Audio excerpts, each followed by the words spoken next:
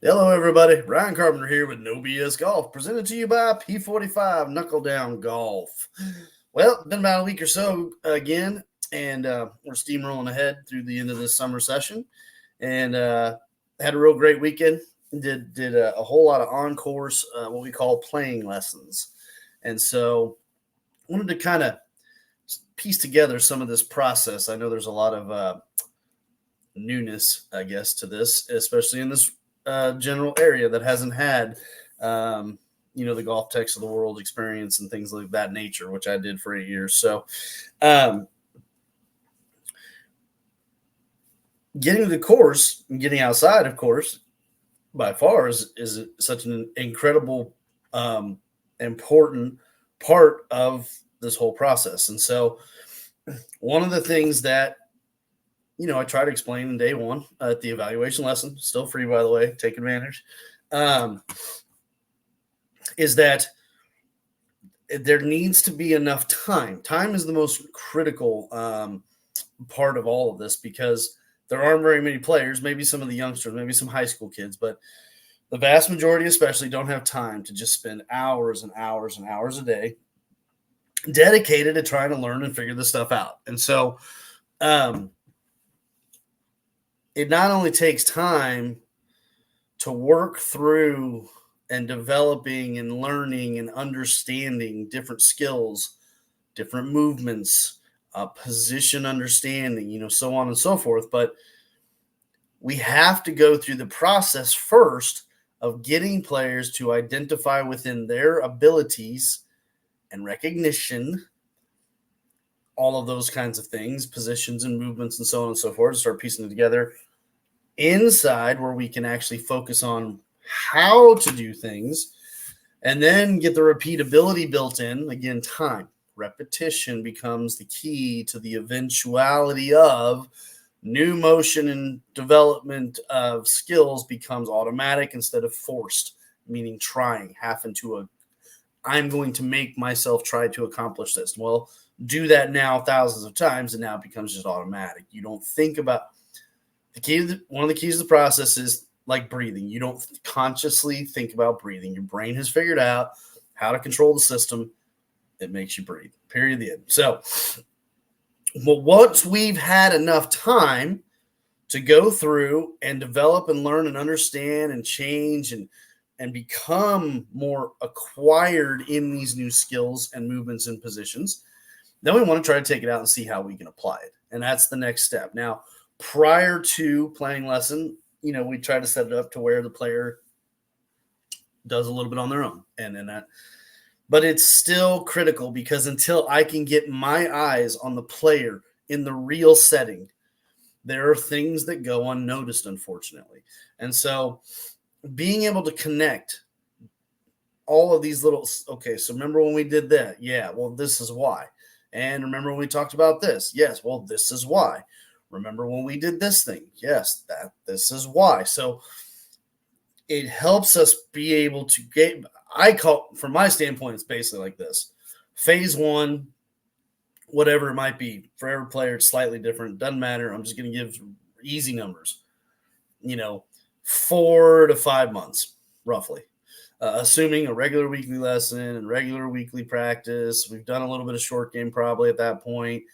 And somewhere in that realm, which for most players is right around about lesson number 9 to 11 range, maybe 8 to 12, 10 for an easy number, is about the time that we finally say, great, we've tried, we've worked, we've developed, we've begun to get through this. Let's now take it out to the course and actually see in real time what you're trying to do in applying and get this to happen. And so 2 big playing lessons this weekend with some real good students that are working hard, and a lot of things that were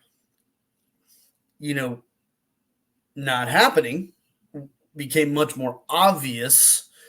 And it was very simple things, to be honest. It was things like a little bit of aim, not quite there. And so aim gets off one way, eyes and brain are thinking this way, and now even though swing we want it to do that, it's not going to, and so it forces errors. Basically, is what happens. And so now that we've had the ability to get to the course, reconstruct and rechange and put everything in place, then go back to it's important that we can rely upon those first previous 5, 6, 7, 8, 9 learning sessions from before, because I don't have to sit there and say, hey, remember this move here and coming over here, and we were doing that in the bay, and well, hold on, we didn't do that yet. Well, you got to learn how to do this for. Well, I don't want to be in the middle of a course having to say, change this and change that and change. No, you've already worked on and developed the ability to do those things. So we want to get to the part where it's, hey, think about it this way. It's as simple as this. We're going to go from this delivery position to this one instead. Remember when we did that? Oh, yeah, I remember that. And that way, got things falling over here. We just automatically can try to apply on the fly as my studio falls down, while we're out there, and get things to happen. And so that we're not, having to try to say, oh, well, you don't know the skill, but that's what we need right now. How are we going to make that happen? Well, it's not going to happen. Not in real time on a course. That's for dang sure. So, and that's comes from years of doing, I've done this process with thousands of players, and trying to get players to manipulate things out on a golf course just doesn't happen, especially not the right way. Certainly not to the point where it's repeatable and even applicable. A lot of times they end up hitting the ball, just terribly. And because they don't have, so as I begin to shift some of these players into phase 2 now, it's great because we now have a very, very specific new game plan in hand. It's obvious why certain things, so on and so forth. This part was a struggle. That part didn't really come together quite yet. Well, now we're able to piece put the dots together. We can make the connection finally, and it now sets us up for the next phase. So players will never truly advance as much as they want, and to be honest, partially it's because we're simply time strapped. No one has enough time. I spent about 3.5, 4 hours with 2 different players this weekend after we had done a lot of work prior to. Why? Because it was finally time to drill down, get into the moment, and work ourselves through it. And it takes time. And we accomplished a lot. We developed and got through a lot. And we developed, also importantly, a new game plan.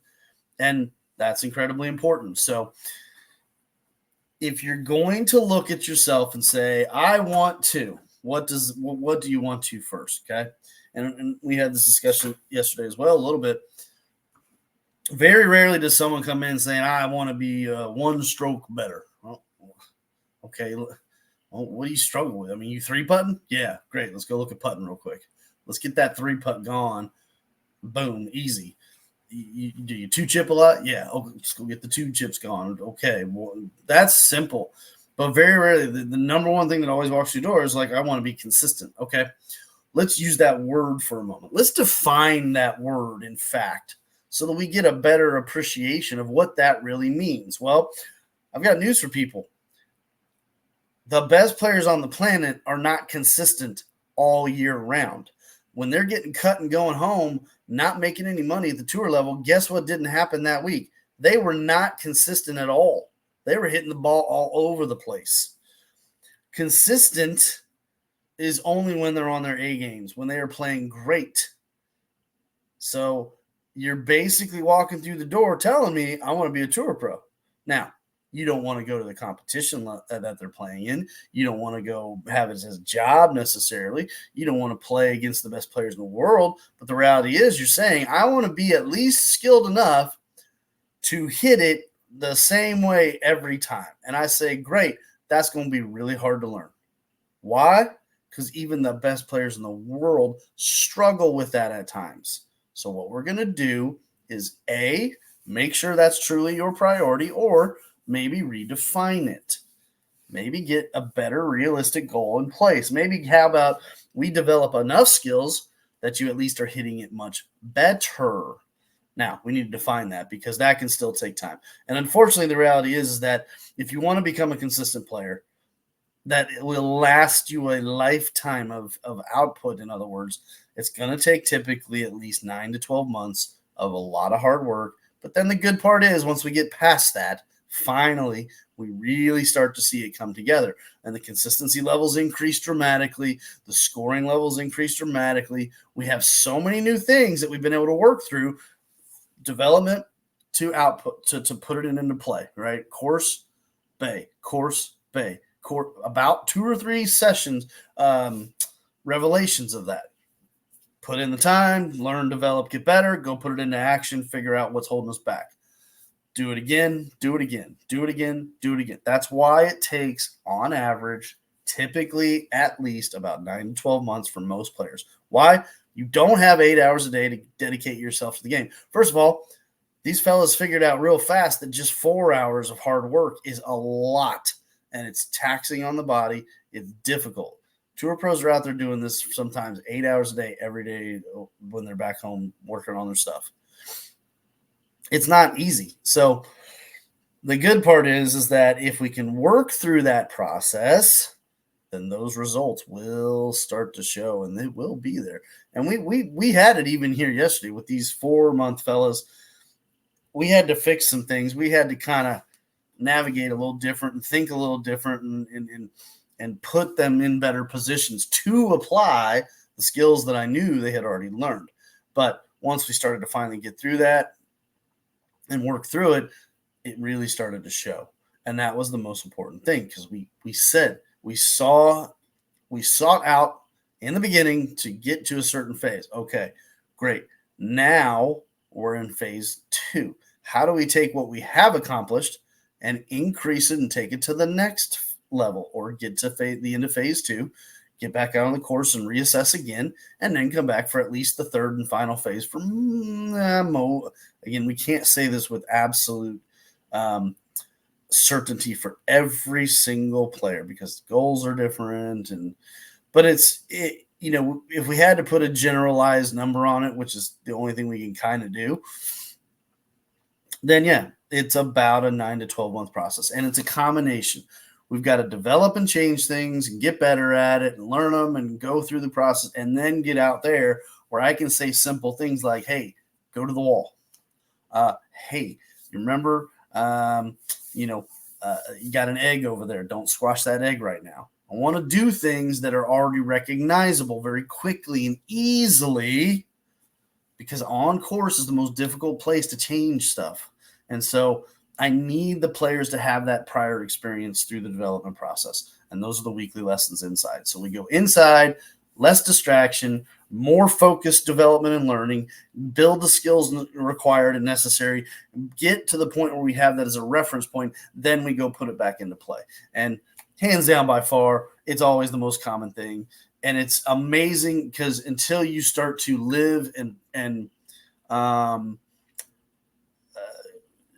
soak up the world of golf instruction, the absolute hands down best instructors say it every freaking time they're asked. Pay attention. Go listen. Not very many people do, including current instructors. When they're asked the question, what is the most important thing? If you had to give one thing to all the people listening right now, what's the most important thing? And they all say the same thing. Grip, aim, and setup. And an incredibly educated, experienced, not BS or lack of information person, but an incredibly educated, experienced instructor will understand why. If you don't have those 3 things correct, something's going to go wrong. And there is no way to overcome it with tricks and the quick fixing and what I call the band-aiding when you got a bullet hole wound on you. It ain't going to work. And so they say it because they know without a doubt that they can't sit there and help you one-on-one, that you got to get those things figured out no matter who you are. Those have to be there, because if they're not, something is going to go wrong at some point. And so for each player, it's different. Some it's lots of wrong every shots, and for some players, it's less wrong, and that's fine. But that's why it's such an important thing. And the other part is that, again, that's why YouTubing and even books and magazines, really, unfortunately, and especially the dang TV, are just BS. It's why I developed P45, because they're all intent. The intent, at least for most, maybe not all, is somewhat good in nature, but they're missing information, or it's not the whole story is what I call it, or they can't see you. So how do we even know it affects you in the first place? The big part of my job, the teaching part's easy. Here's the swing, here's the position, here's the move. Yeah, okay, that was quick and easy, right? Yeah, that's the easy part. It's I have to spend more time. That's why I spend sometimes an hour, hour and a half, 2 hours per lesson with my students. We don't do no 30, 45 minutes and I'm out of there type stuff. Like I said, these weekend lessons were 3-4 hours long. So we got to make sure that we do the development part correctly. How do we make this happen? How do we get this referenced? How do we let this become something that we don't think about and becomes automatic? That's where my job really becomes the most important. The dissecting of a swing, that's the piece of cake part. And I know a lot of newer folk and not as into the swing types are going to say, wow, no, that part's really hard. Like, no, once you've done that part, that's really the easy part, to be honest. It's not that difficult. It's getting people motivated and into the right position to develop and learn these skills. And that's what doesn't happen on the range for most folks. That's why we do it inside. Which leads me to the last part. Come visit me at the golfpub.com. Yeah, that's right. Indoor, bay.